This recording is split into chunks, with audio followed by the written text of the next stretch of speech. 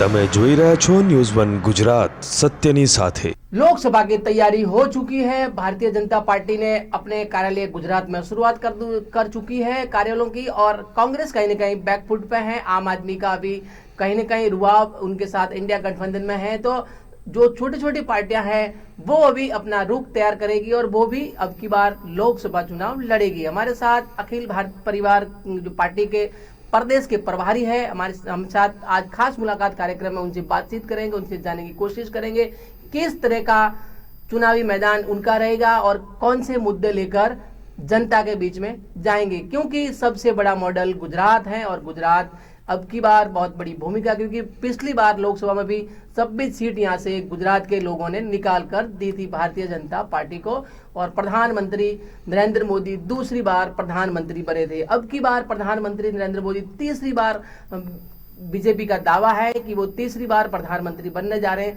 तभी अलग अलग जगह होर्डिंग लग चुके हैं तीसरी बार मोदी सरकार।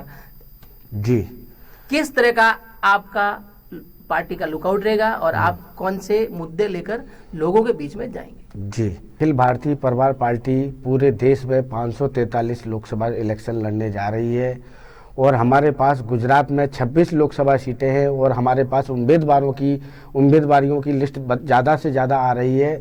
इस पर भी हमारी राष्ट्रीय टीम मंथन कर रही है और हमारे मुद्दे हैं आधी संख्या आधी हिस्सेदारी।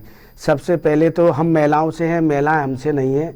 हमारी बहन बेटियों की सुरक्षा के मुद्दा हमारे ऊपर रहेगा, शुभ रोजगार का मुद्दा रहेगा, और दूसरा हमारे मुद्दे हैं हमारे समाज में जातिगत भेदभाव।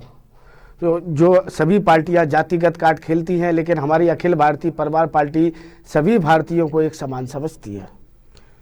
सभी समानता का अधिकार आप देते हैं। हमारा कॉन्स्टिट्यूशन फंडामेंटल भी 50% का समानता रहता है हर, क्योंकि देश का संविधान ही उस पे है ताकि हम उसको समानता का अधिकार है। कोई धर्म निरपेक्ष वैसे भी है, लेकिन चुनावी माहौल अलग हो जाता है। पॉलिटिकल पार्टियां जातीय जनगणना के आधार पर टिकट का बंटवारा भी होता है। क्या आपकी पार्टी में अभी तक महामंथन की बैठक हुई थी आपकी इंदौर में, वो मीटिंग से क्या डिस्कस निकला है और गुजरात को लेकर या इंदौर को अलग अलग सीटों से क्या मंतव्य निकला? जी, हमारे राष्ट्रीय अध्यक्ष जी और राष्ट्रीय उपाध्यक्ष जी ने यही मंथन निकाला है कि हम जाति आधारित वोट बैंक को नहीं तोड़ेंगे। हमें जो उम्मीदवार जहां अच्छा लगेगा, जो अच्छा परफॉर्मेंस करेगा, सीट निकालने की कोशिश करेगा, ऐसे व्यक्तियों को हम टिकट देंगे, और जिनका राजनीतिक घराने से कोई लेना देना ना हो, जिनका सामान घरों से लोग हों, और ऐसे लोग लेंगे जो मजदूरी करने वाले लोग हों, सामान्य लोग हों जो इलेक्शन लड़ सकें,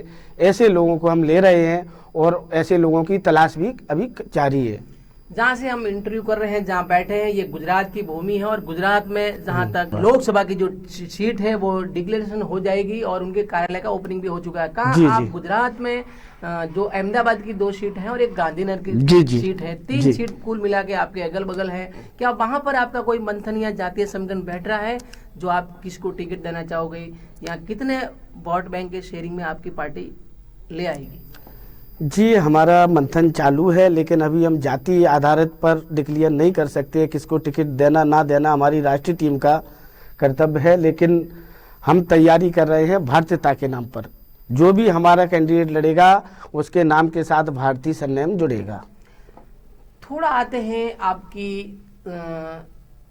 पर्सनल डिस्कस पर। आपको पार्टी ने यहाँ पर प्रवक्ता बनाकर भेजा है। हर कोई एक मॉनिटरिंग जो पार्टी के डेलीगेशन और ऊपर के जो तुम्हारी आपके जो आला अधिकारी होते हैं या पार्टी के पदाधिकारी होते हैं वो नजर रखते हैं। क्या आपकी बायोग्राफी क्या है? आपको जिस पे भी आप समाज से कितना ताल्लुक रखते हैं, कौन से सोशल वर्क करते हैं, ताकि आप यहाँ प्रदेश में परदेशियों के साथ कैसे घुल मिल जाएंगे? जी, परदेशी तो हम कोई नहीं है, हम सभी भारतवासी हैं। सबसे पहले तो मैं यही कहना चाहूँगा, और दूसरी बात, हम सभी लोगों से घुले मिले हुए हैं और हमारा एक ही मंथन है।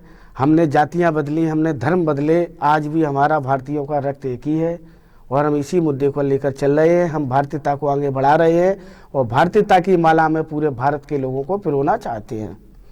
चौहान साहब, बात करेंगे लोकसभा बहुत बड़ा चुनाव होता है, उस पे जनता तय करती है अगला प्रधानमंत्री, अगली सरकार किसकी होगी।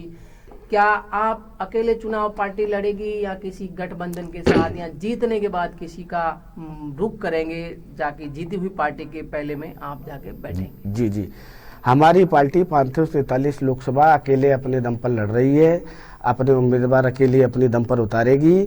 और रही बात हम किसके साथ बैठेंगे, वो हमारी राष्ट्रीय कार्यकारी टीम तय करेगी। क्योंकि तमाम छोटी मोटी पार्टियां हैं, उन्होंने इंडिया गठबंधन का रुख किया है, लेकिन उसमें कितनी ममता बनर्जी हैं, मायावती हैं, जिन्होंने नकार दिया है। जहां तक अरविंद केजरीवाल ने भी नकार दिया है कि हम लोकसभा साथ में लड़ेंगे, लेकिन विधानसभा हरियाणा की उसके बाद आ रही है, उसको हम अकेले हाथों से लड़ेंगे। आप विधानसभा तो नहीं लड़ रहे हैं, आप क्या आप पहली बार लड़ रहे हैं? आपकी हमारी अखिल भारतीय परिवार पार्टी 2024 का पहला चुनाव लड़ रही है। तो पहला चुनाव और सबसे बड़ा मुसीबत का काम है कि लोकसभा का चुनाव है। लोकसभा चुनाव मैंने आपको कहा कि बहुत बड़ा चुनाव होता है, यहाँ से प्रधानमंत्री तय होता है, सरकार तय होती है। जी जी जी। तो कितना कठिन है, समय बहुत कम रहा है। क्या पार्टी ने शुरुआत शुरू कर दी है या अभी भी आप सो रहे हैं? नहीं, या सो के उठने के कगार पे या मूड पे? नहीं जी, हमारा मंथन चालू है और बहुत जल्दी हम डिक्लेयर करने वाले हैं। कुछ हमारे पहलू हैं, राजनीति और कूटनीति। हमारी राजनीति और कूटनीति दोनों चालू हैं और बहुत जल्दी हम डिक्लेयर भी करेंगे और पब्लिक के सामने हमारे उम्मीदवार भी लाएंगे और सत्ता में भी जाने की कोशिश करेंगे।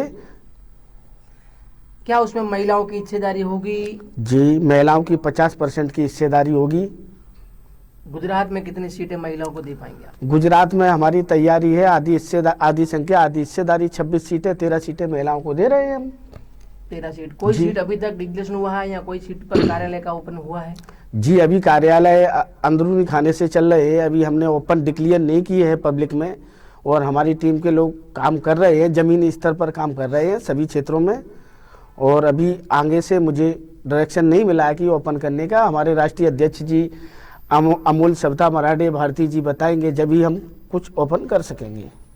प्रधानमंत्री 2 बार प्रधानमंत्री नरेंद्र मोदी बन गए, अब तीसरी बारी बनने में जा रहे हैं। क्या आप इन 10 सालों में किस तरह का विकास देखते हैं, एक विपक्ष के तौर पे होते, क्योंकि आज आप विपक्ष में हैं, आपकी पार्टी भी विपक्ष में है? जी, इसमें क्या है, हमारे देश में बोल सकते हैं हमारे देश में एक होता है जनता का सेवक और एक होता है शासक।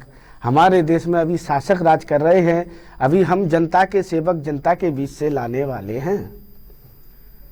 जनता के बीच से सेवक आएंगे और वही सेवक सेवा करते करते कभी पार्टी को धोखा दे जाते हैं और पार्टी का जो मैनिफेस्टो है वो तोड़कर दूसरी पार्टी में शामिल हो जाते हैं। क्या ऐसे लोगों को आप अभी से टकोरा मार के इनको अंदर लाएंगे, या हो सकता है क्योंकि कितनी सारी पॉलिटिकल पार्टी आती है लेकिन अपने निजी स्वार्थ के बाद लोग अपने चले जाते हैं, तो आपका क्या पहले से ऐसा कोई प्लान है कि कार्यकर्ता आपके साथ रहे, जुड़ा रहे, उसको टिकट देंगे, जीतेंगे, उसके बाद जाए नहीं?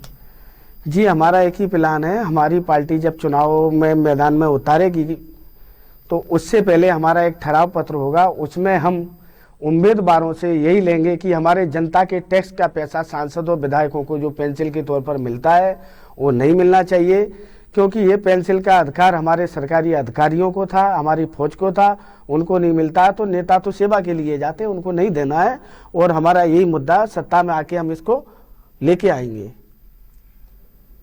समय के अभाव के कारण हम ये अभी आपको कम समय में लेकिन पूरी जानकारी ली है, और अदर भी अगर कोई पॉलिटिकल पार्टी हमारे साथ बातचीत करेगी उसका भी हम रुख करेंगे, ताकि लोकसभा का रास्ता हमें गुजरात से तो कम से कम क्लियर साफ हो जाएगा कि जो बीजेपी ने 26 सीट अब की बार, और वो भी 5 लाख से ऊपर का मार्जिन रखा है प्रदेश के अध्यक्ष पाटिल जी द्वारा। तो उन्होंने कहा है कि हर कार्यकर्ता को हर सीट निकालनी है, वो भी 5 लाख मार्जिन से आगे। तो हर किसी पार्टी का अभी से कहना तय नहीं है, लेकिन कार्यकर्ता बीजेपी के पास ज्यादा है तो बीजेपी ज्यादा मेहनत कम पड़ेगी, लेकिन छोटी मोटी पार्टियां भी अपना जी और जान और सब कुछ लगा देगी। अब आने वाला वक्त और गुजरात की जनता और देश की जनता तय करेगी कि किसको गद्दी पर अब की बार भेजना है। क्या और कुछ कहेंगे आप? जी, धन बल के सामने जनबल लड़ने वाला है। इस बार आम चुनाव में पूरे भारत में धन बल के सामने जनबल लड़ने वाला है और जनमत ही जनमत लाएगा। और जो हमारे जो उम्मीदवार जो आने वाले हैं वो सामान्य घरों से आने वाले हैं और ज़मीनी स्तर से आने वाले हैं, जो ज़मीन से जुड़े हुए हैं, मजदूरों किसानों के बेटे आने वाले हैं। और ये देश हमारा किसान प्रधान देश है, मजदूर प्रधान देश है, और मजदूर और किसानों के बेटे को ही हम आगे लाने वाले हैं। और गुजरात से जिस किसी को भी उम्मीदवारी नौदानी है, क्योंकि हम तैयारी कर रहे हैं, हमारे पास कैंडिडेटों की लिस्ट आ रही है, लेकिन जो उम्मीदवार अच्छा लगेगा उसे ही हम टिकट देंगे। तो हमारा कॉन्टैक्ट नंबर है 9479422700। कॉन्टैक्ट कर सकते हैं। जितेंद्र सिंह चौहान भारतीय। बोलो तो आज यहाँ नंबर का भी ऐलान हो चुका है। अगर आप भी यहाँ गुजरात में रहते हैं, यहाँ गुजरात के कहीं भी कोने में रहते हैं, तो इनका नंबर नोट है जी। आज पहली ये पार्टी है कि आपको मिस कॉल करने के लिए नंबर जाहिर कर देती। बहुत बहुत स्वागत है हमारा, आपके साथ मुलाकात हुई। अगला में और भी कोई पॉलिटिकल पार्टी हमारे साथ बातचीत करेगी, तब तक के लिए मुझे इजाजत दीजिए। नमस्कार। नमस्कार, धन्यवाद पारस जी।